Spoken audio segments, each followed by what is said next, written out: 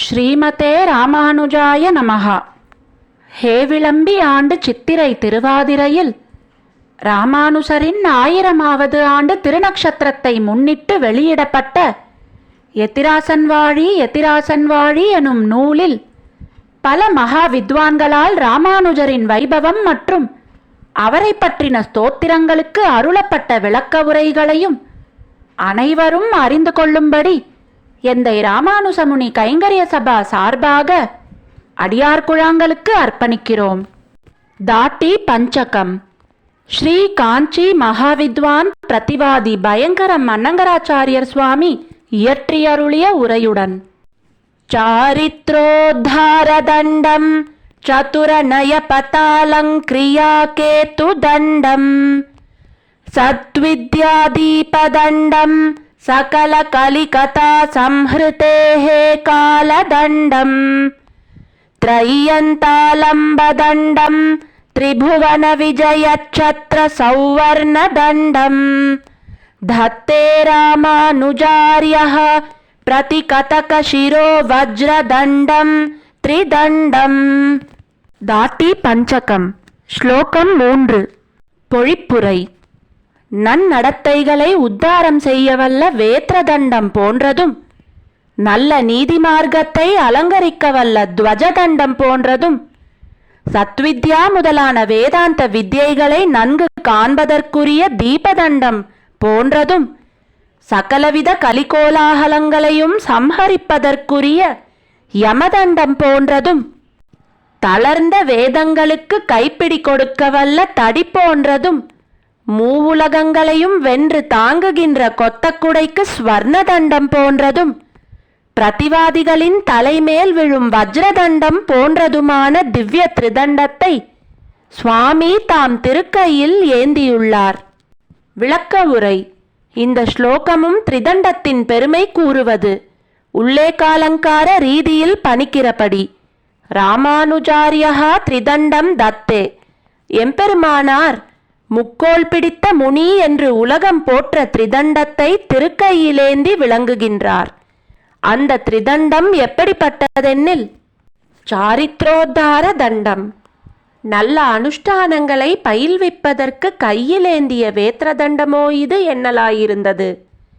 உலகில் உபாத்தியாயர்கள் சிஷ்யர்களுக்கு ஞானானுஷ்டானங்களை சிக்ஷிப்பதற்கு கையிலே வேத்ரதண்டத்தை வைத்திருப்பதுண்டே.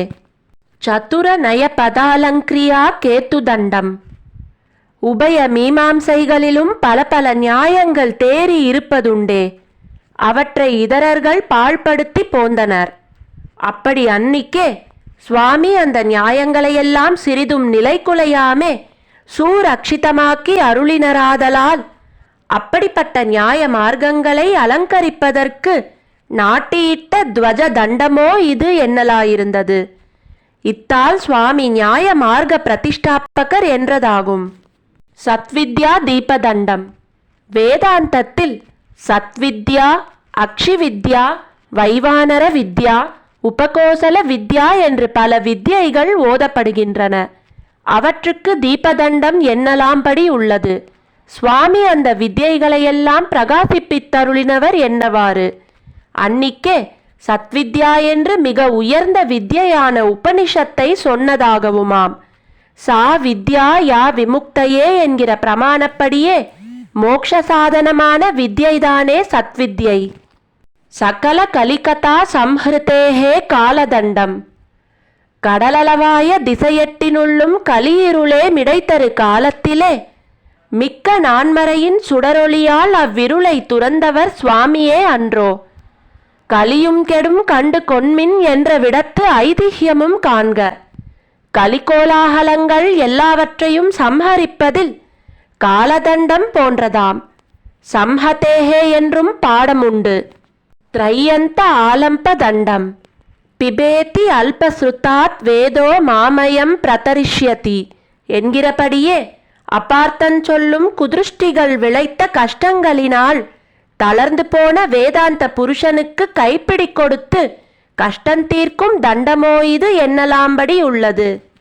திரிபுவன விஜய சத்ர சௌவர்ண தண்டம்.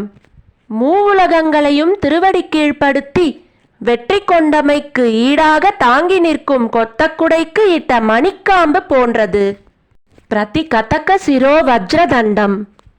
எதிர்வாதம் புரியும் துர்வாதிகளின் தலைகளை தகர்க்கும் வஜ்ரதண்டம் போன்றது. ஆக இப்புடைகளிலே உள்ளேகிக்கும்படி அமைந்த திரிதண்டத்தை எம்பெருமானார் ஏந்தி நின்று திவ்ய சேவை தந்தருளா நின்றார் என்றதாயிற்று. ஸ்ரீமதே ராமானுஜாய நமஹ. ஆழ்வார் எம்பெருமானார் ஜீயர் திருவடிகளே சரணம். ஜீயர் திருவடிகளே சரணம்.